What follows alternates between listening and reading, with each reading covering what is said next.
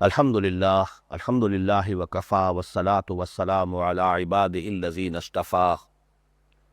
خصوصاً علی افضلہم وخاتم النبیین محمد الامین وعلی آلہ وصحبہ اجمعین. اما بعد فاعوذ باللہ من الشیطان الرجیم. بسم اللہ الرحمن الرحیم. یا ایہا الذین آمنوا اذا نودی للصلاة من یوم الجمعة فاسعوا الى ذکر اللہ وذروا البیع ذالکم خیر لکم ان کنتم تعلمون. فإذا قضيت الصلاة فانتشروا في الأرض وابتغوا من فضل الله واذكروا الله كثيرا لعلكم تفلحون. وإذا رأوا تجارة أو لهوا انفضوا إليها وتركوك قائما قل ما عند الله خير من اللهو ومن التجارة والله خير الرازقين. صدق الله العظيم. رب اشرح لي صدري ويسر لي أمري واحلل عقدة من لساني يفقهوا قولي. اللهم ربنا ألهمنا رشدنا واعذنا من شرور أنفسنا. اللهم أرنا الحق حقا وارزقنا اتباعه وأرنا الباطل باطلا وارزقنا اجتنابه. اللهم ربنا أعنا على ذكرك وشكرك وحسن عبادتك. آمین یا رب العالمین. گزشتہ نشست میں ہم نے جمعے کی جو حکمت ہے، غرض و غایت ہے، اس پر بھی اپنی بحث اور گفتگو مکمل کر لی تھی.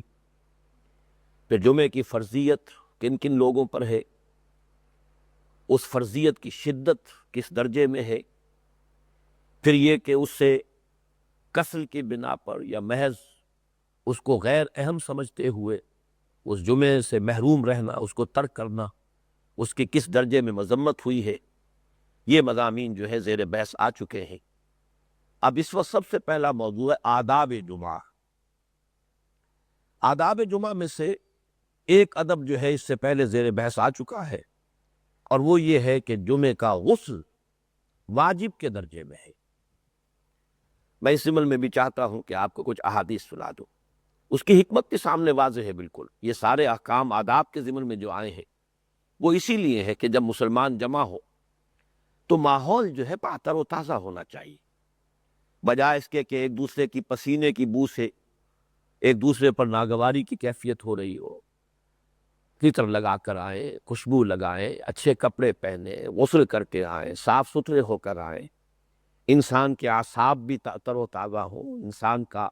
جو کسی شے کی تلقی کرنے کا، قبول کرنے کا ریسیپشن جو ہے، اس کے لیے بھی اس کے تمام حواس جو ہے پوری طرح تر و تازہ ہو، الرٹ ہو. یہ کیفیت جو ہے مقصود ہے تاکہ اصل شے جو خطبہ ہے اس سے جو مقصود ہے وہ حاصل ہو سکے. تو غسل کے بارے میں یہ حدیث آپ کو سنا رہا ہوں. حضرت عبداللہ ابن عمر رضی اللہ تعالی عنہما سے متفق علیہ روایت ہے، بخاری اور مسلم دونوں. اذا جاء احدکم الجمعۃ فلیغتسل، جب تم میں سے کوئی شخص جمعے کے لیے آئے تو غسل کرے. میں تو جب ان حدیث کو پڑھتا ہوں تو سمجھتا ہوں کہ متصلاً قبل غسل کرنا. اگر کوئی شخص روزانہ صبح کے وقت غسل کا عادی ہے اور اس نے جمعے کے روز بھی صبح ہی کے وقت غسل کیا ہے، تو میں سمجھتا ہوں کہ جو یہاں تاکید ہے اور جو حکمت ہے اصل، وہ پوری نہیں ہو رہی. اذا جاء احدکم الجمعۃ فلیغتسل، جب تم میں سے کوئی شخص جمعے کے لیے آئے تو غسل کرے. حضرت ابو سعید خدری رضی اللہ تعالیٰ عنہ سے یہ روایت موجود ہے، غسل الجمعۃ واجب علی کل محتلم، جمعے کا غسل ہر بالغ پر واجب ہے. اگرچہ فقہا کا کہنا یہ ہے کہ یہ وجوب جو ہے اختیاری وجوب ہے، یہ وجوب اس درجے میں نہیں، فرضیت کے درجے میں نہیں ہے. یہ بہرحال فرق جو ہے یہ فقہا کا کام ہے کہ وہ اس میں فرق و تمیز قائم کرتے ہیں. اس کی مثالیں اور بھی اسی سورہ جمعہ کی اگلی آیت میں بھی آئیں گی. لہذا اس کو نوٹ کر لیجئے کہ ہمیشہ جو فعل امر ہوتا ہے وجوب کے لیے نہیں ہوتا. عام طور پر وجوب کے لیے ہے، لیکن یہ ہے کہ بعض اوقات بظاہر فعل جو ہے وہ امر کا ہے، لیکن اس میں استحباب ہے، پسندیدگی ہے، تاکید ہے، لیکن اسے فرضیت یا وجوب کے درجے میں قانونی اعتبار سے شمار نہیں کیا جا سکتا. حضرت سمرہ رضی اللہ تعالیٰ عنہ سے روایت ہے کہ حضور نے فرمایا، من توضأ یوم الجمعۃ فبہا ونعمت، جو شخص جمعے کے دن وضو کرے چلیے وہ بھی ٹھیک ہے، اور وہ بھی غنیمت ہے، نعمت ہے، غنیمت ہے۔ وَمَنِ اغْتَسَلَ فَالْغُسْلُ أَفْضَلُ، جو کوئی غسل کرے گا تو وہ غسل افضل ہے۔ اب اس حدیث نے گویا کہ ثابت کر دیا، اور فقہا کا یہی کام ہوتا ہے کہ جملہ احادیث جو ہے وہ سامنے رکھ کر، اور حکمت جو ہے قرآن مجید میں جو مضامین آئے ہیں ان کی حکمت کو پیش نظر رکھ کر پھر درجہ معین کریں کسی فعل کا، کہ آئے یہ فرض عین کے درجے میں ہے، یا یہ کہ یہ ایک استحباب کے درجے میں ہے، تو یہ چیزیں یا حرام مطلق ہے یا صرف مکروہ کے درجے میں ہے۔ لیکن جو جامع حدیث آئی ہے آداب جمعہ پر، اب میں وہ آپ کو سنا رہا ہوں۔ ان سلمان رضی اللہ تعالی عنہ، حضرت سلمان فارسی اس کے راوی ہیں، رواہ البخاری، اور اس روایت کو امام بخاری نے اپنی صحیح میں شامل کیا ہے، روایت کیا ہے۔ قال قال رسول اللہ صلی اللہ علیہ وسلم، وہ فرماتے ہیں کہ ہاں حضور نے ارشاد فرمایا، لا یغتسل رجل یوم الجمعۃ ویتطہر ما استطاع من طہر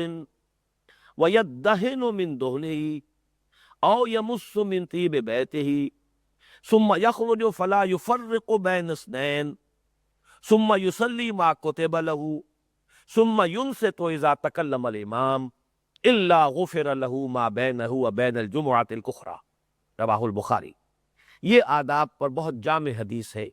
کہ جمعے کے آداب کیا ہیں۔ حضور نے فرمایا تم میں سے جو شخص یہ شرائط اور آداب ملحوظ رکھے اور پورے کر دے تو اس کے لیے اللہ تعالیٰ کا پختہ وعدہ ہے کہ اس جمعے اور اس سے پہلے یا اس کے بعد والے جمعے، کہ دوسرا جمعہ جو آنے والا ہے، وہ جمعہ جو گزر چکا ہے، یہ دونوں مفہوم مراد ہو سکتے ہیں، ان کے مابین کے جتنے گناہ ہیں اللہ معاف فرما دے گا۔ یہ بات ذہن میں رہے کہ یہ گناہ کبیرہ نہیں ہوتے جو اس طریقے سے ان الحسنات یذہبن السیئات کا جو قاعدہ ہے کہ نیکیوں سے سیئات جو ہیں وہ خود بخود محو ہو جاتی ہیں، یہ صرف جو گناہ کبائر کے درجے میں ان کے لیے نہیں ہے، صغائر کے درجے، صغیرہ گناہ جو بھی ہوں گے پچھلے ہفتے میں یا اگلے ہفتے میں، ان کے لیے وہ شخص جو ہے گویا کہ اس کے لیے معافی نامہ ہے اگر اس نے یہ آداب جمعے کے ملحوظ رکھے۔ وہ آداب کیا ہیں؟ جو غسل کرے جمعے کے دن، پھر یہ کہ خوب ایسا غسل جس کے لیے دوسری حدیث میں غسل جنابت کے لفظات، پوری طرح طہارت پاکی ہر طرح کی حاصل کرے۔ وَيَتَطَهَّرُ مَا اسْتَطَاعَ مِن طُہْرٍ، حتی الامکان ہر اعتبار سے پاکی صفائی پورے امکان بھر تک حاصل کر لے۔ وَيَدَهِنُ مِن دُهْنِهِ، پھر کوئی تیل لگائے، یعنی تر و تازگی کے لیے، بال پریشان نہ ہو، بالوں کے اندر بھی تیل لگایا گیا ہو، کوئی اور چیز ہو، کوئی چکنائی ہو جس کو استعمال کیا جاؤ، دہن۔ او یمس من طیب بیتہ، یا پھر اپنے گھر میں کوئی اس نے خوشبو رکھی ہوئی ہو، کوئی عطر ہو، اس سے وہ اپنے لباس کو، اپنے آپ کو اس کے ذریعے سے، مس کے ذریعے سے، اس لیے کہ خوشبو تو ایسے بدرہ لگائی جاتی ہے لیکن اسی سے یہ ہے کہ طبیعت میں ایک انشراح پیدا ہوتا ہے، خود اس کے بھی، خود دوسرے لوگ جو اس کے قریب ہوں ان کے لیے بھی۔ ثم یخرج فلا یفرق بین اثنین، پھر وہ جائے جمعے کے لیے، تو مسجد میں داخل ہو تو لوگوں کو پھاندتا ہوا نہ جائے، لوگوں کو چیرتا پھاڑتا ہوا، ادھر سے ادھر کرتا ہوا، یہ لوگوں کو تکلیف نہ پہنچائے۔ یہ جو ایذا ہے لوگوں کے لیے وہ پسندیدہ شے نہیں ہے۔ ثم لا یفرق بین اثنین، خامخواہ تفریق کر کے اپنی جگہ بنوائے، یہ نہیں۔ ثم یصلی ما کتب لہ، پھر پڑھے نماز جو بھی اللہ نے اس کے مقدر میں لکھ دی ہو۔ یعنی ظاہر بات ہے کہ اس حدیث کو جس پر ابھی ہمیں بحث کرنی ہے، اگر پہلی گھڑی میں کوئی پہنچ گیا ہے، پہلی ساعت میں، تو بڑا وقت ہے اس کے پاس، وہ نوافل ادا کرے، نماز پڑھے، قرآن مجید کی تلاوت کرے، ذکر اذکار میں لگا رہے۔ ثم یصلی ما کتب لہ، پھر جو بھی مقدر میں ہو جتنی اتنی نماز ادا کرے۔ ثم ینصت اذا تکلم الامام، پھر جب امام کلام کرے، خطبہ دے تو خاموش رہے۔ الا غفر له ما بینہ وبین الجمعۃ الاخری، اگر یہ سارے آداب و شرائط پورے کر دے کوئی شخص تو جو بھی گناہ ہے، صغائر صغیرہ گناہ، پچھلے جمعے سے لے کر اس جمعے تک یا اس جمعے سے لے کر اگلے جمعے تک، اللہ تعالیٰ ان کو معاف فرما دے گا۔ اسی طریقے سے ایک اور حدیث میں، مجھے آج اس کا متن نہیں مل سکا، ایک حدیث جو ہے وہ اس معنی کی بھی ہے کہ حضور نے ترغیب دی کہ تم میں سے جس شخص کے لیے بھی ممکن ہو وہ اپنے محنت کے لباس کے علاوہ، مثلا کوئی شخص لوہار ہے، اب کام کرتا ہے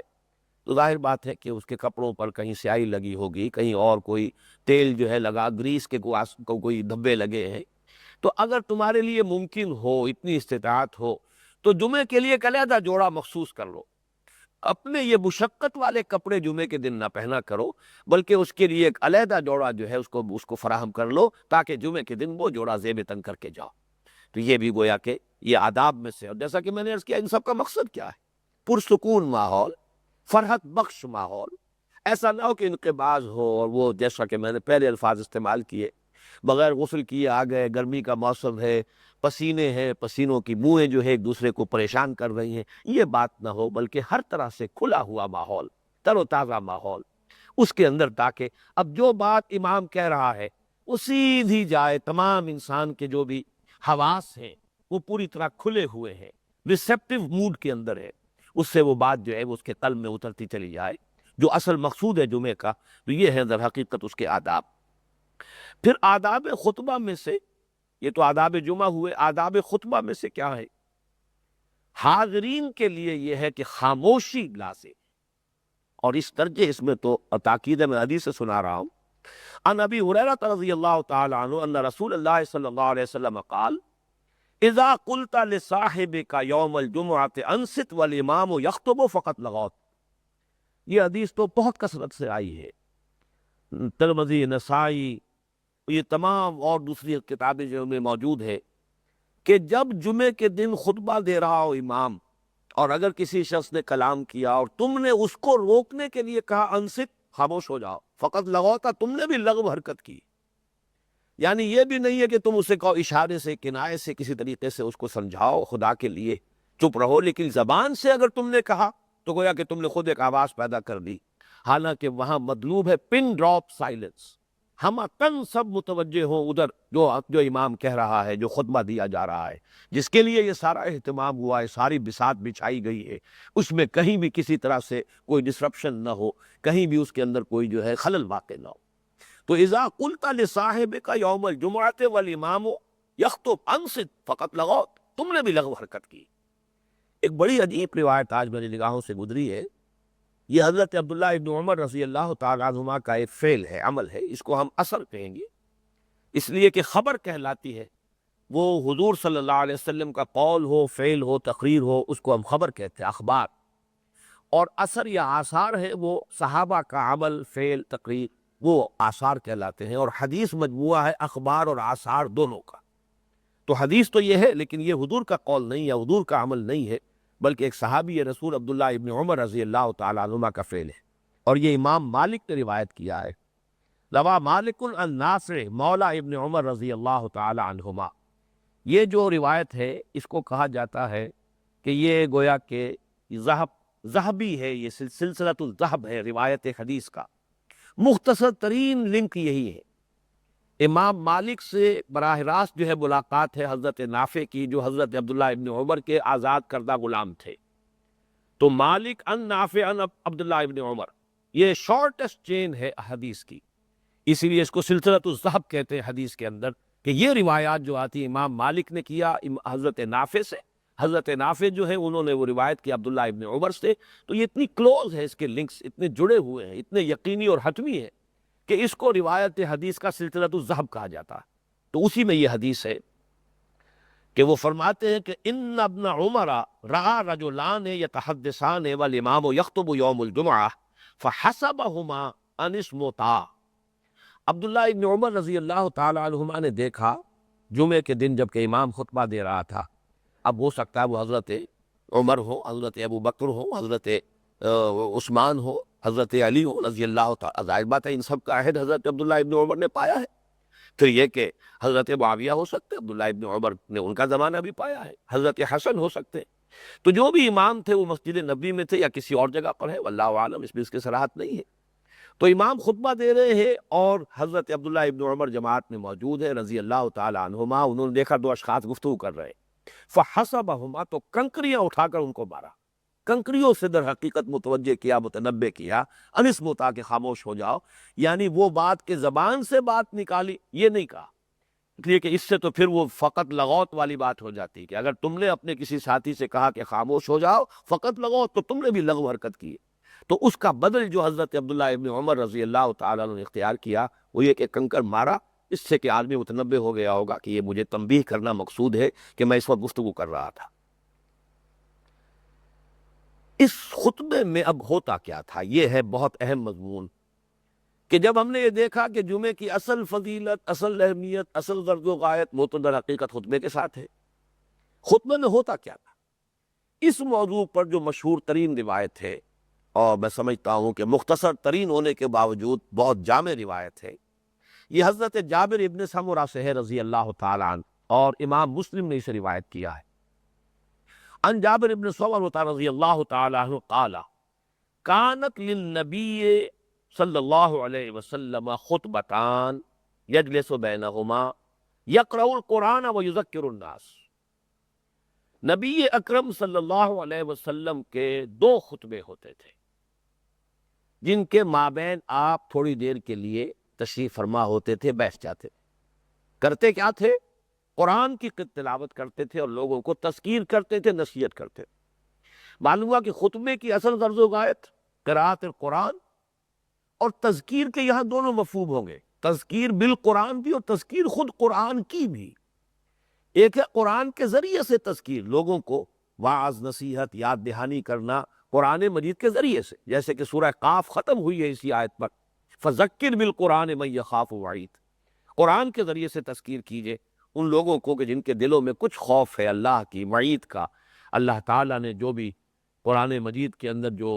جو بھی ڈرایا ہے جن چیزوں سے، جن لوگوں کے دل میں ذرا بھی اس کا خیال ہے اور خوف ہے، تو وہ آپ کو اس قرآن کے ذریعے سے یاد دہانی کرائیں گے اور انہیں فائدہ ہوگا۔ سَيَذَّكَّرُ مَن يَخْشَىٰ وَيَتَجَنَّبُهَا الْأَشْقَىٰ،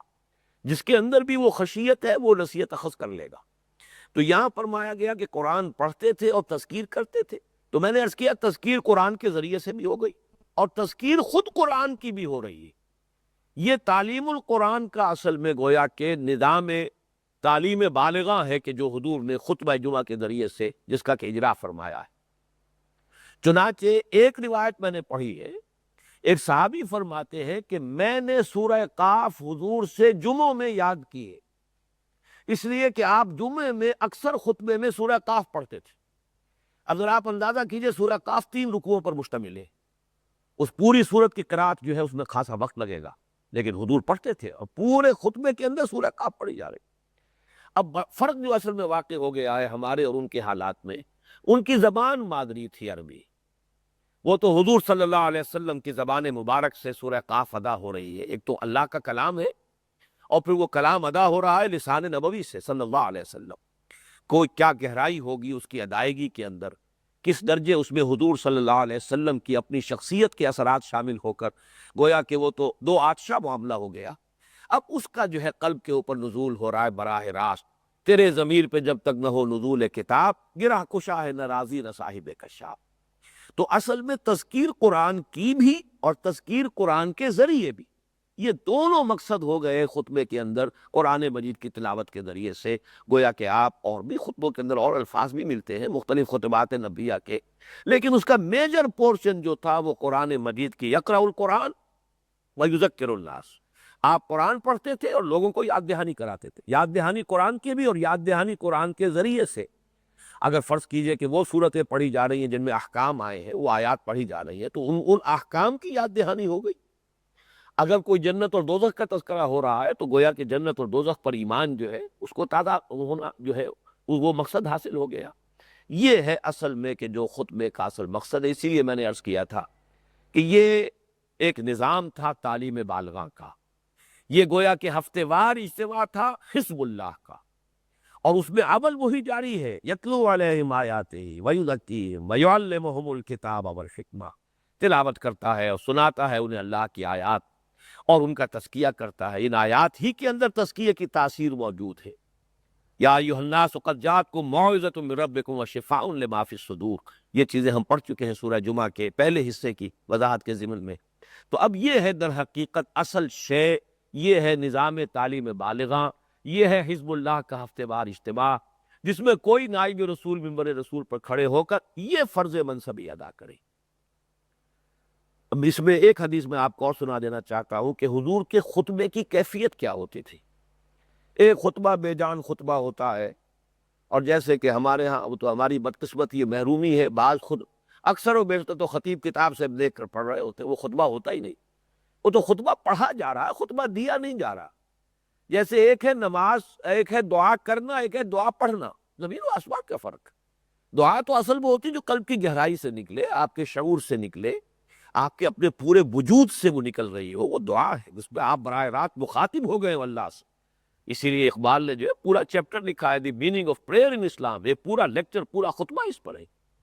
کہ در حقیقت وہ انائے صغیر انائے کبیر کے روبرو آتی ہے۔ یہ انائے صغیر ہے ہماری، دی فائنائٹ ایگو، اور وہ انفائنائٹ ایگو ہے اللہ، اننی انا اللہ لا الہ الا انا، میں ہوں اللہ، میرے سوا کوئی معبود نہیں۔ وہ انفائنائٹ ایگو، وہ انائے مطلق، اور یہ انائے صغیر، لیکن یہ انائے صغیر سامنے کھڑی ہو کر انائے کبیر سے مخاطب۔ یہ جو خطاب کا معاملہ اسی لیے کہا گیا ہے کہ یہ معراج المومنین ہے، الصلاۃ معراج المومنین۔ یہ کیفیت اگر ہے تو دعا ہے، اگر یہ کیفیت نہیں تو دعا کہاں ہے؟ وہ تو آپ پڑھ رہے ہیں، ذکر تو ہو گیا، کچھ ثواب بھی مل جائے گا، لیکن نہ وہ دعا ہے نہ نماز۔ اسی طریقے سے جو یہ صورتحال ہے، ایک خطبہ جو ہے آپ کتاب دیکھ کر پڑھ رہے ہو تو وہ بس ایک رسم ہے جو پوری ہو گئی، لیکن یہ کہ اصل میں نہ اس کو خطبہ کہا جا سکتا ہے، نہ اس میں کوئی تاثیر خطبے والی ہو سکتی۔ باقی اس سے بھی آگے بڑھ کر جو ہوتا ہے کہ وہ اصل خطبہ جو ہے وہ تو اکثر و بیشتر تو خطیب کو پتہ نہیں ہوتا کہ کیا خطبہ میں دے رہا ہوں۔ دیہات میں جو خطبے ہوتے ہیں وہ تو ظاہر بات ہے کہ وہ خطیب حضرات جو ہوتے ہیں امہ، وہ بھی پڑھے لکھے نہیں ہوتے، لیکن یہ کہ شہروں میں بہرحال عام طور پر صاحب علم ہوتے ہیں۔ لیکن جب خطبہ عربی کا پڑھا جاتا تب تو سامعین کی تو شاید کوئی 1% لوگ ہوتے ہو جو سمجھتے ہو، باقی تو زبان یار من ترکی و من ترکی نمی دانا۔ پھر یہ کہ اس کے لیے اگر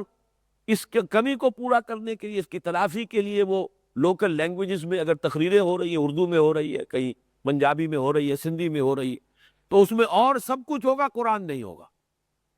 اس میں سیاسی بحثیں ہوں گی، اس میں اختلافی مسائل ہوں گے، اس میں دھواں دھار جو ہے گفتگو ہوگی، مجادلہ ہوگا، مناظرہ ہوگا، جو بھی ہوگا، قرآن نہیں ہوگا۔ جو اصل مقصد تھا یتلو علیہم آیاتہ ویزکیہم ویعلمہم الکتاب والحکمہ، وہ مقصد فوت ہو چکا۔ بہرحال اب میں جو حضور کے خطبے کی کیفیت تھی، کتنا جاندار خطبہ ہوتا تھا حضور کا، وہ ڈھیلا ڈھالا خطبہ نہیں۔ یہ حضرت جابر ابن عبداللہ رضی اللہ تعالیٰ عنہ سے روایت ہے، کان رسول اللہ صلی اللہ علیہ وسلم اذا خطب احمرت عیناہ، جب حضور خطبہ لیتے تھے صلی اللہ علیہ وسلم، آپ کی آنکھیں سرخ ہو جاتی تھی، وعلا صوتہ، آپ کی آواز بلند ہو جاتی تھی، واشتد غضبہ، آپ غضبناک ہو جاتے۔ اب یہ 3 الفاظ نوٹ کیجئے، احمرت عیناہ، علا صوتہ، واشتد غضبہ، حتیٰ کأنہ منذر جیش یقول صبحکم ومساکم، یہاں تک کہ آپ کی کیفیت اس شخص کی ہو جاتی تھی جو کسی لشکر کو خبردار کر رہا ہو کہ دیکھو دشمن آیا چاہتا ہے، وہ صبح آ کر تم پر ٹوٹ پڑے گا یا شام کو آ کر ٹوٹ پڑے گا، تیار ہو جاؤ، پوری طرح اپنا اہتمام کر لو، اپنے ڈیفنسز کا بندوبست کر لو، اپنا اسلحہ درست کر لو، پورا اہتمام کرو، اس لیے کہ وہ وقت آیا چاہتا ہے۔ صبحکم او مساکم، ہو سکتا ہے کہ وہ شام کو آ جائے، ہو سکتا ہے صبح تمہارے اوپر وہ غارت دری کرنے کے لیے ٹوٹ پڑے۔ وَيَقُولُ بُعِثْتُ أَنَا وَالسَّاعَةُ كَهَاتَيْنِ، اور آپ اکثر فرماتے تھے دیکھو لوگوں، میں اس طرح بھیجا گیا ہوں، میری بعثت ہوئی ہے کہ قیامت اور میں اس طرح ہے۔ وَيَقْرَنُ بَيْنَ إِصْبَعَيْهِ السَّبَابَةِ وَالْوُسْطَىٰ، اور جمع کر لیتے تھے، جوڑ لیتے تھے آپ اپنی دونوں انگلیوں کو، انگشت شہادت اور یہ درمیانی انگلی جو ہے اس کو جوڑ کر، بُعِثْتُ أَنَا وَالسَّاعَةُ كَهَاتَيْنِ، یہ اس طریقے سے یہ قیامت جو ہے میرے بعد اب کوئی فصل نہیں ہے، میں آخری رسول ہوں، تم آخری امت ہو، اب کسی اور نبی رسول کو نہیں آنا، اب تو بس قیامت ہی آنی۔ اور ایک آپ کے خطبے کے الفاظ خاص طور پر میں آپ کو نوٹ کرا دوں، وَيَقُولُ، اور آپ فرماتے تھے، اما بعد فإن خیر الحدیث کتاب اللہ وخیر الہدی ہدی محمد صلی اللہ علیہ وسلم وشر الامور محدثاتها وکل بدعۃ ضلالہ۔ یہ آپ کے خطبہ جمعہ کے اندر اکثر و بیشتر الفاظ موجود رہتے تھے کہ دیکھو بہترین بات اللہ کی کتاب ہے، بہترین ہدایت، عملی ہدایت وہ محمد صلی اللہ علیہ وسلم کی ہدایت ہے، اور سب سے بدترین اعمال وہ ہے جو دین میں نئے ایجاد کر لیے جائیں، بدعات کر لی جائیں، اور جان لو کہ ہر بدعت گمراہی ہے۔ بہرحال میں اس وقت جس حدیث کو میں نے سنایا ہے آپ کو، وہ خاص طور پر اس اعتبار سے کہ آپ کا خطبہ جو ہے خطبہ ہوتا تھا، لیکچر نہیں ہوتا تھا، بے جان قسم کی گفتگو نہیں ہوتی تھی، بلکہ اس میں جوش و خروش پورے اپنے وجود کے ساتھ جو ہے وہ ذاتی اذعان اور یقین جو ہے گویا کہ اس کے ہر حرف کے اندر موجود ہوتا تھا۔ تو یہ آپ کے خطبے کی شان تھی۔ بہرحال اس جگہ پر یہ پہلی آیت تو گویا کہ ہم نے مکمل کر لی، یا ایھا الذین آمنوا اذا نودی للصلاۃ من یوم الجمعۃ فاسعوا الی ذکر اللہ وذروا البیع ذالکم خیر لکم ان کنتم تعلمون۔ اب آئیے دوسری آیت پر، فَإِذَا قُضِيَتِ الصَّلَاةُ فَانتَشِرُوا فِي الْأَرْضِ وَابْتَغُوا مِن فَضْلِ اللَّهِ، جب نماز ادا ہو چکے، فَانتَشِرُوا، اب لفظی ترجمہ یہاں پر بھی امر کا ہے، تو منتشر ہو جاؤ، پھیل جاؤ، زمین کے اندر منتشر ہو جاؤ، وَابْتَغُوا مِن فَضْلِ اللَّهِ، اللہ کا فضل تلاش کرو۔ یہاں یہ ثانوی چیزیں ہیں، لیکن یہ کہ نوٹ کر لیجئے کہ رزق کے لیے انسان جب کوشش کرتا ہے تو قرآن تصور یہ دینا چاہتا ہے کہ اللہ کا فضل ہے جو کچھ تمہیں ملے گا، تم اسے اپنی کمائی نہ سمجھنا۔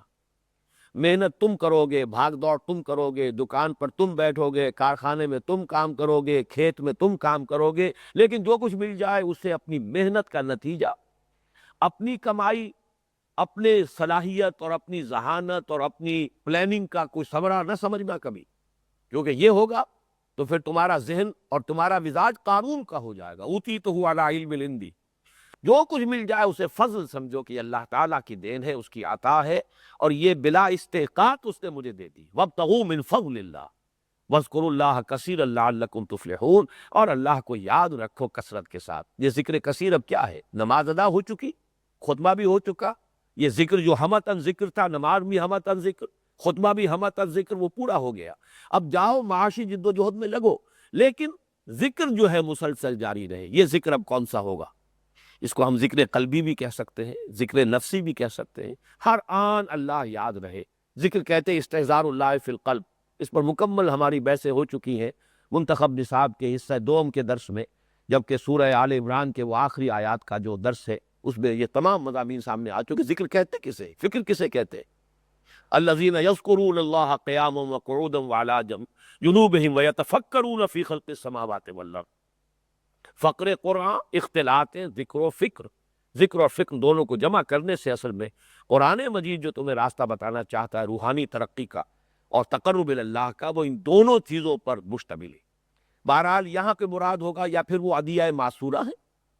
آدمی جو کام بھی کر رہا ہے اس کے لیے کوئی نہ کوئی دعا ہے۔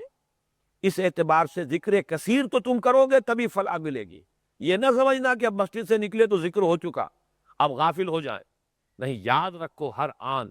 یہ تو گویا کہ گاڑھا ذکر تھا، ہمتن ذکر تھا، یہ اس لیے تھا کہ وہ ذکر راسخ ہو جائے تمہارے اندر، لیکن یہ کہ بقیہ پورے اوقات کے اندر اس ذکر کو جاری رہنا چاہیے۔ لیکن یہاں میں اس آیت کے ضمن میں خاص طور پر جس چیز کی طرف توجہ دلانا چاہتا ہوں وہ یہ ہے کہ منتشر ہو جاؤ نماز کے بعد۔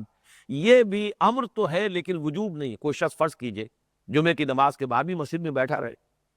اور وہ ذکر کرے، تلاوت کرے، کوئی اور سلسلہ ہو، تو اس میں کوئی شے جو ہے مانے نہیں ہے۔ یہ نہیں سمجھنا چاہیے فنتشروا ہے تو لازماً منتشر ہو جانا ہے۔ اس کے حوالے سے میں آپ کو اصل میں بات بتانا چاہتا ہوں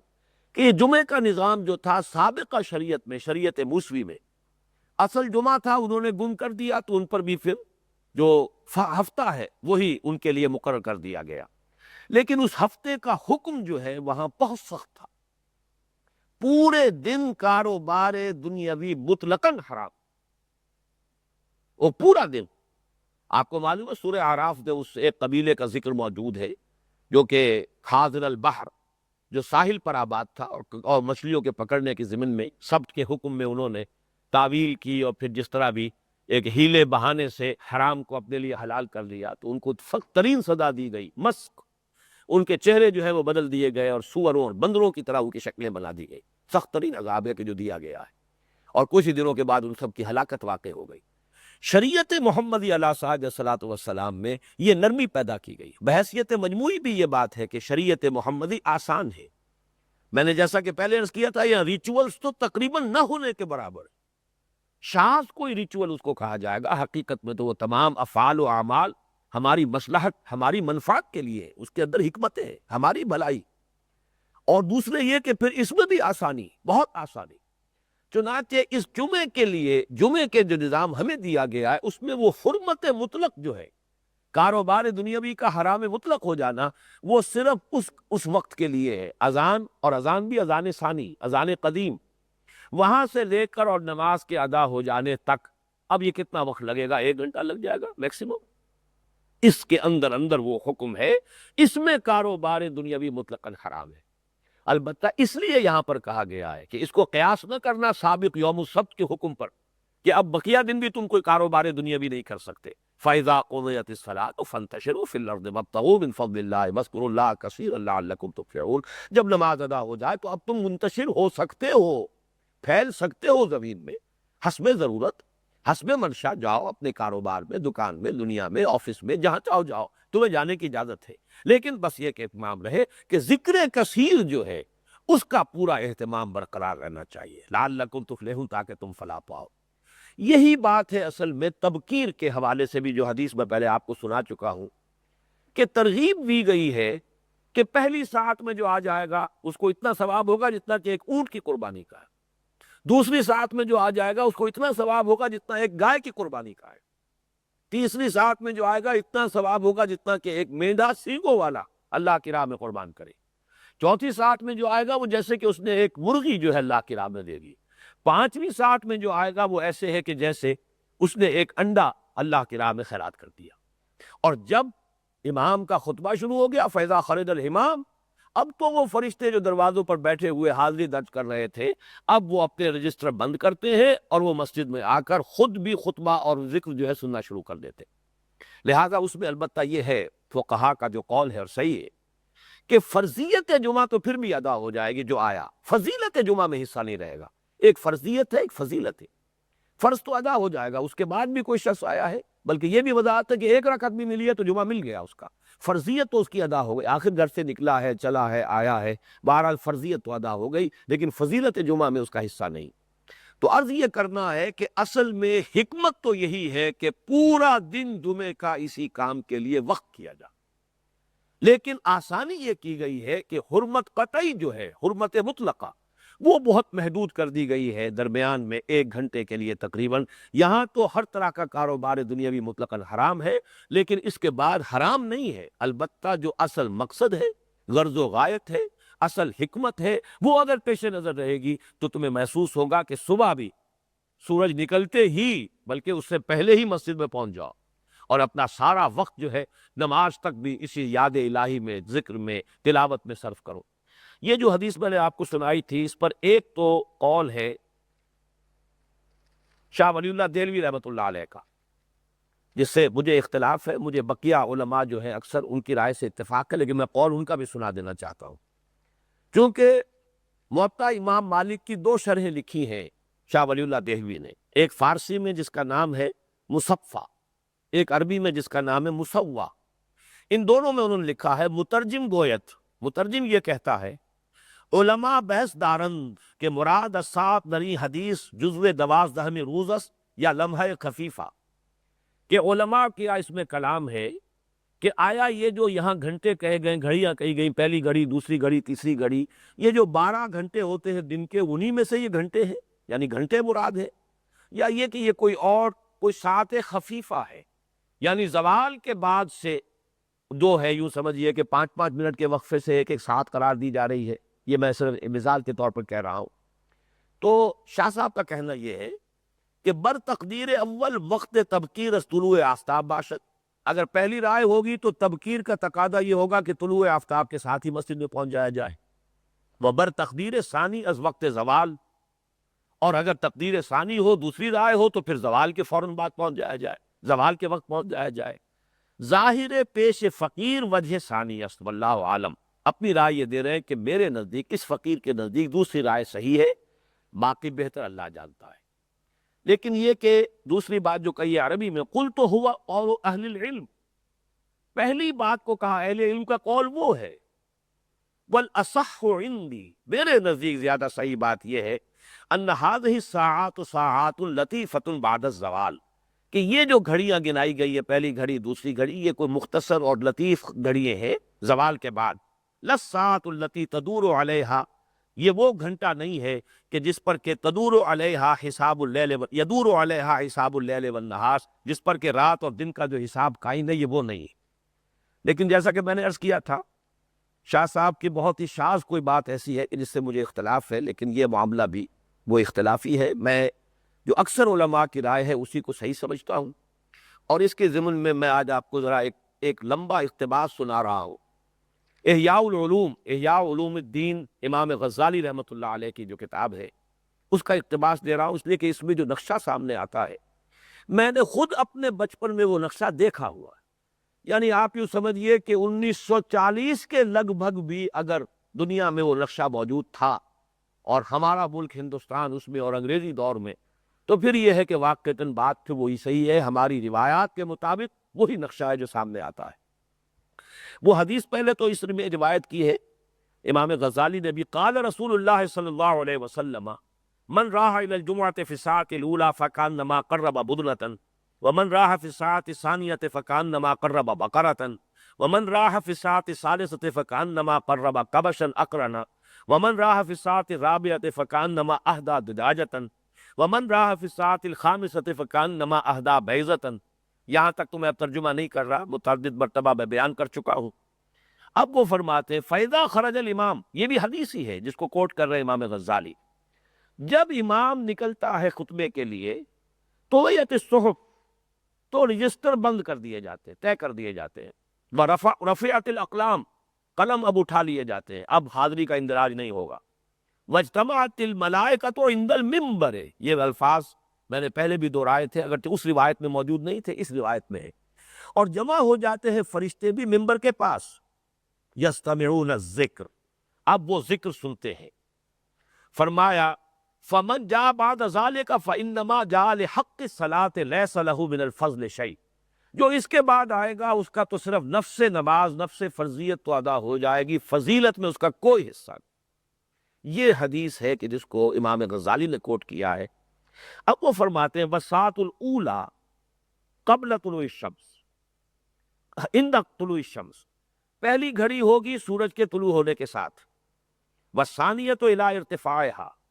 اور دوسرا گھنٹہ ہوگا جب سورج ذرا کچھ اونچا ہو جائے، والثالثۃ، اور تیسری ساعت ہوگی الی انبساطها حین ترمد الاقدام، جبکہ دھوپ خوب پھیل جاتی ہے اور قدم اس کی گرمی کو، پیر جو ہے انسان کے چلتے ہوئے گرمی کو محسوس کرنے لگی، والرابعۃ والخامسۃ بعد الضحى الاعلی الی الزوال، اور چوتھی اور پانچویں گھڑیاں جو ہے یہ پھر ضحیٰ جو ہے نماز چاشت کے بعد سے لے کر زوال تک ہے، الی الزوال، زوال تک۔ وَفَضْلُهُمَا قَلِيلٌ، ان دونوں میں جو آئے گا، ابھی یہ زوال سے پہلے آنے والوں کا تذکرہ ہو رہا ہے، 1 گھنٹے پہلے، 2 گھنٹے پہلے، زوال سے پہلے اگر آ جائے گا تو اس کا فضل جو ہے بہت ہی قلیل ہے۔ وقال صلی اللہ علیہ وسلم، اور حضور صلی اللہ علیہ وسلم نے فرمایا ہے ثلاث لو یعلم الناس ما فیہن لرکضوا رکض الابل فی طلبہن، 3 چیزیں ایسی ہیں کہ اگر لوگوں کو معلوم ہو جائے کہ ان میں کیا فضیلت ہے، کتنا ثواب ہے، کیا درجہ ہے، تو وہ اس طرح دوڑ کر آتے ان چیزوں کی طرف جس طرح کہ اونٹ دوڑتے ان کی طلب میں۔ وہ 3 چیزیں کیا؟ الاذان، اذان، خود اذان دینا جا کر، یہ سعادت حاصل کرنا، والصف الاول، پہلی صف میں جا کر انسان نماز کے اندر شریک ہو، والغدو الی الجمعہ، اور جمعے کے دن صبح سویرے جانا۔ وقال احمد بن حنبل رضی اللہ عنہ، اور حضرت امام احمد بن حنبل نے یہ فرمایا افضلہن الغدو الی الجمعہ، ان 3 چیزوں میں بھی سب سے زیادہ فضیلت جو ہے وہ نماز جمعہ کے لیے جلد صبح سویرے جانا ہے، سب سے بڑی ان تینوں کے اندر بھی افضل یہ ہے۔ وفی الخبر، اور ایک حدیث میں حضور کی طرف سے یہ بات بھی آئی ہے، اذا کان یوم الجمعہ،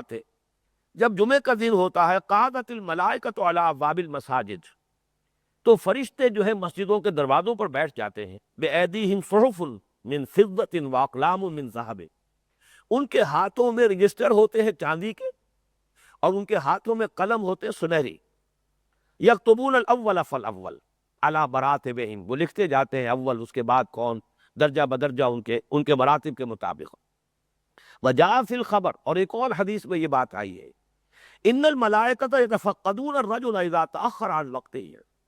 کہ فرشتے جو ہیں جب کوئی شخص اپنے معمول سے تاخیر کر دیتا ہے تو وہ تلاش کرتے ہیں وہ کیوں نہیں آیا، فلاں شخص تو جلدی آ جایا کرتا تھا، وہ تیسری ساعت میں آتا تھا، کیا ہوا کیوں نہیں آیا،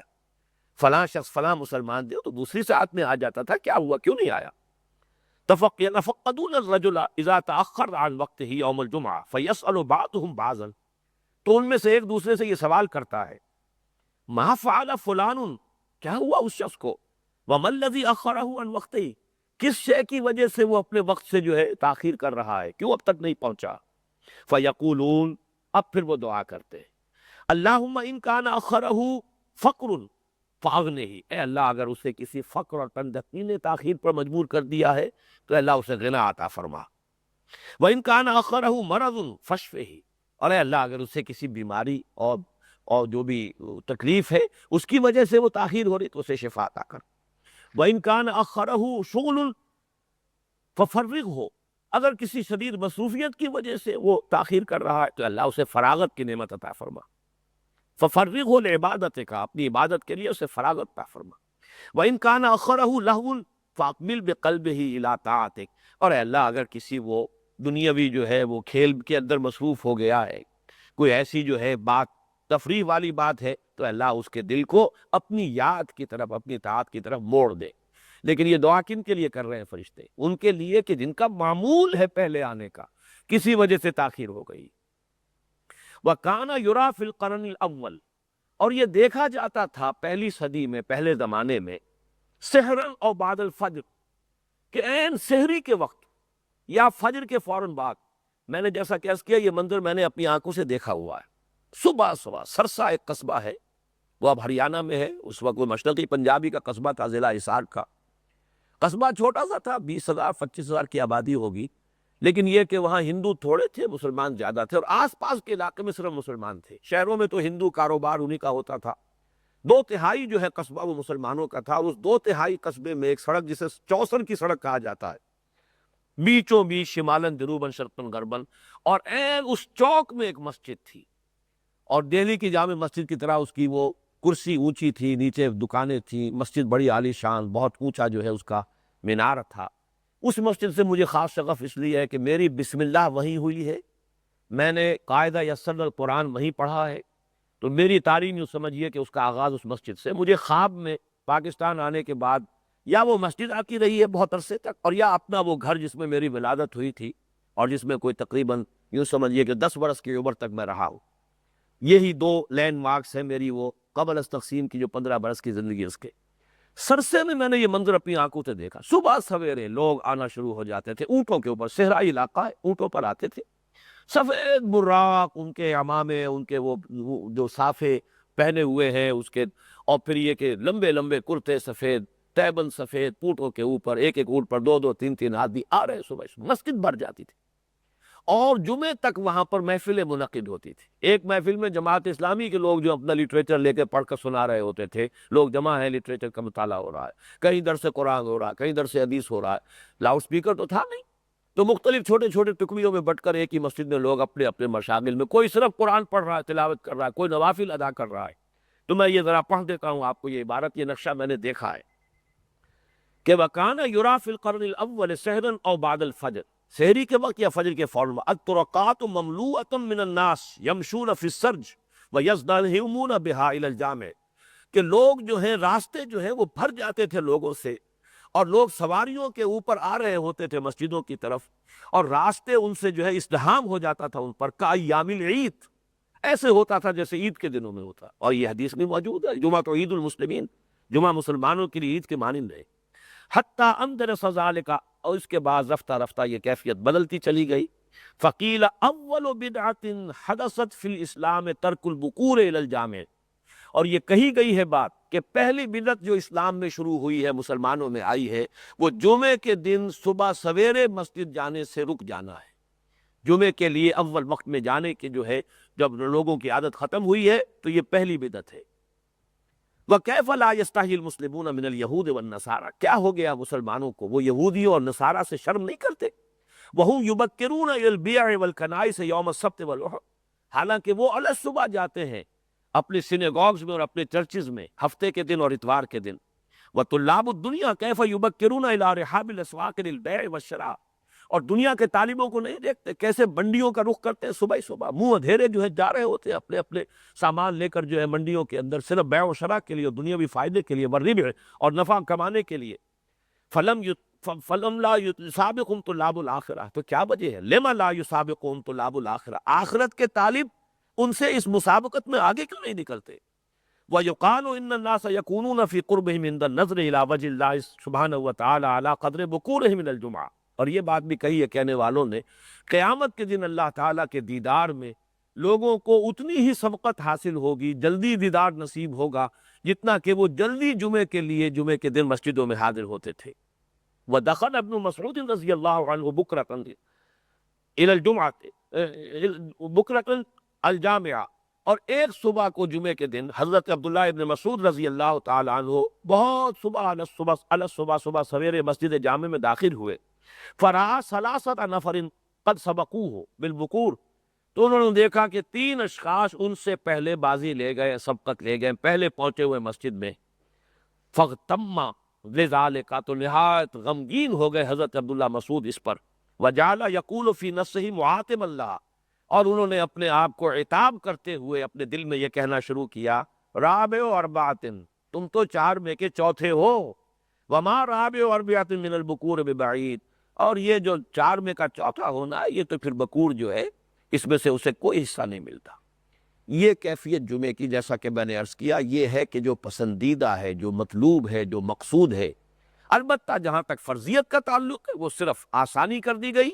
کہ اذان کے بعد سے لے کر جماعت کے ادا ہو جانے تک۔ بہت ہی مختصر سا مضمون ابھی اس سورہ مبارکہ کا باقی رہ گیا ہے، اب یہ قرض انشاءاللہ کل ہم ادا کریں گے، لیکن نوٹ کر لیجئے کہ کل اصل میں ایک تقریر ہوگی حقیقت نفاق کے موضوع پر، وہ ہے ہمارا جو کل کا اصل موضوع ہے، کیونکہ اگلا درس ہے سورۃ المنافقون کا، اور اس سے پہلے جو ہے میں حقیقت نفاق کے موضوع پہ تقریر کرنا چاہتا ہوں، تو آپ حضرات اس کے لیے خصوصی اہتمام کی